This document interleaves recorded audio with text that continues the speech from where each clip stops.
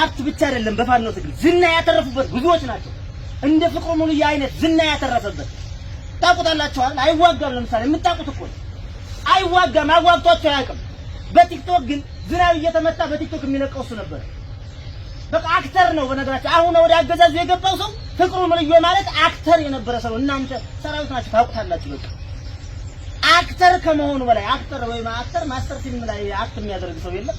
ታጋይ ለመምሰል ዝናብ እየመታ ሽርጠት እየጨመቀቀ ምናምን አንድ ቀን ሆን ብሎ ኮላጭ አይና ላይ እያየን ሆን ብሎ ዝናብ በሚዘንብበት ሰዓት ወጥቶ ዝናብ እየተመታ እንደዚህ ኩሽሽ ብሎ ዝናብ እየመታው ምናምን ለቀጣይ ያማራ መንጋ አለ። በቃ የማይመረምር መንጋ፣ በተለይ ይሄ ውጭ ሀገር ያለ መንጋ ያስቸገረነ ትግራችን የፈተነ መንጋ ታጋያችን ምናምን በቃ ሀቀኛው ታጋይ ምናምን ከዛ በቃ በውስጥ ዶላር ነው የሚያጎርፍ። ይሄን ሲያደርግ የነበረ ሰው ነው። በተግባር ግን አዋግቷል አላዋጋም፣ መርቷቸዋል አልመራችም ታውቁታላችሁ። በትግሉ ስም ዝና ያተረፈ ሰው ሀብት ያካበተ ሰው ካካበቱ ሰዎች መካከል አንዱ ፍቅሩ ሙሉዬ ነው። ሄዷል፣ ዝና ካብቶበት ሄዷል። የሞት ግን የሞት እሱ ብቻ አይደለም፣ ወደ ኋላ መጣበታል። ዝና ብቻ አይደለም፣ በአማራ ህዝብ ትግል ገንዘብ ብቻ አይደለም ዝና መውደድ አይቻልም። ዝና የሚወድ ሰው ካገኛችሁ፣ አድንቁኝ የሚል ሰው ካገኛችሁ ፍቅሩ ሙሉዬ እኮ በደረቱ በተነቀሰው ንቅሳት የሚያመልክ ሰው በፊዚካሉ ዋስ ሰውነቱን በሙሉ ተነቅሶ ሰውነቱን አምልኮ ያለ ሰውነቱን የሚያመልክ ሰው እኮ ነው። በቃ ሰውነቱን ይሄ ፊዚካሉን ጡንቻውን ምናምን አእምሮው ግን ቀጭጫ የነበረ ሰው ነው። በነገራችን አእምሮ የቀጨጨ ሰው ጡንቻ ማሳበጥ ወይ ደግሞ ሰውነትን ስፖርት መስራት ትክክል አይደለም እያልኩ አይደለም፣ ጠቃሚ ነው ስፖርት። ግን ስፖርት ስትሰራ አእምሮውን አቀጭጫ ከሆነ እንደ ፍቅሩ ሙሉዬ ነው የምትሆነው። ስፖርት ስትሰራ እንደ ፍቅሩ ሙሉዬ አካልን ካመለከው ራስን ከፍ ካደረከው አእምሮህ እየቀጨጨ ዝቅጣት ውስጥ ነው የምትገባው። መስራት ማሳበጥ ያለበት በመጀመሪያ ደረጃ አእምሮህን ነው። አእምሮውን ሳይሆን እንደ ፍቅሩ ሙሉዬ ከፍቱንና ጡንቻውን ያሳበጠ ሰው እንደ ፍቅሩ ሙሉዬ መጨረሻው።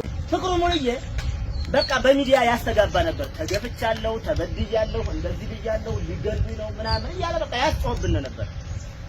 አሁን ቅድም ያልኳችሁ መንጋ አለ በቃ ሳይገባው የሚጮህ እንዳይታሰር ተቋም ነው። ተቋሙ ያስራል፣ የህግ ተጠያቂነት መኖር ስላለበት። እንዳያስረው ግን ተቋሙ ሲከላከሉ የነበሩ ምን ማድረግ አልቻለም ነበርኩ። ያን ሁሉ ሐሰት ወሬ እያስወራ በፋኖ ትግል ውስጥ የቆሸሸ ወንጀል የፈጸመ ሰው ተጠያቂነት እየመጣበት እንደሆነ ሲያውቅ ፈጠን ብሎ ወዴት ነው የሚሄደው? ወደ አገዛዙ ነው የሚሄደው።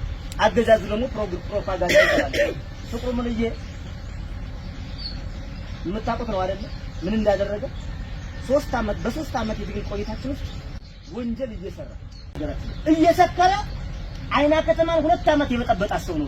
ታውቁታላችሁና እሱ ብቻ አይደለም ለአመራርነት ፐርፎርማንስ የማይመጥን 2-3 ጊዜ በቃ ወደ ጎንደር አንዴ ወደ ተከዜ እያፈረሰ ሲሄድ ነው የነበረው።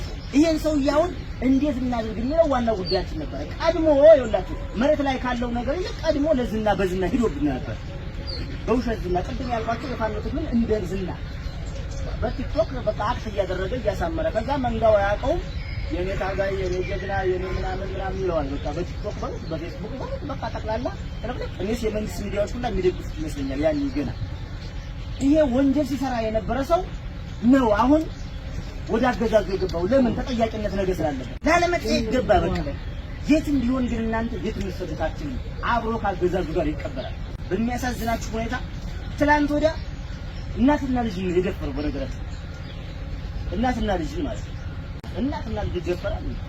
አመልጦ ነው የሄደው በነገራችን ፍቅሩ እናትና ልጅን ከደፈረ በኋላ ታሰር ሲል ተታክሶ ነው አመልጦ የወጣው።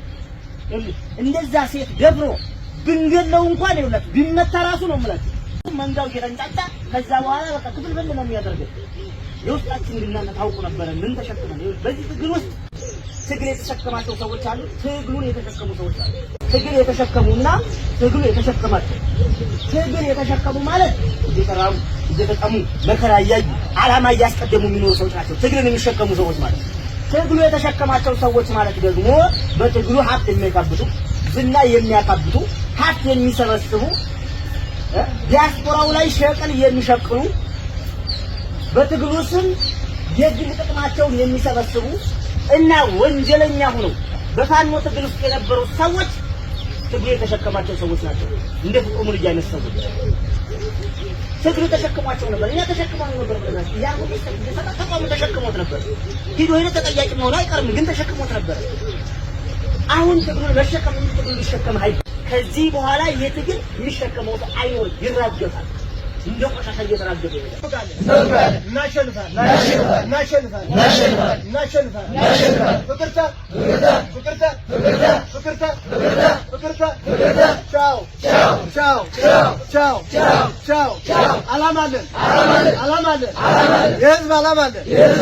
የህዝብ ዓላማ አለን። የህዝብ ኃላፊነት አለን። የህዝብ ኃላፊነት አለን። ፍቅርተ ቻው ቻው ቻው ፍቅርተ ቻው ቻው ቻው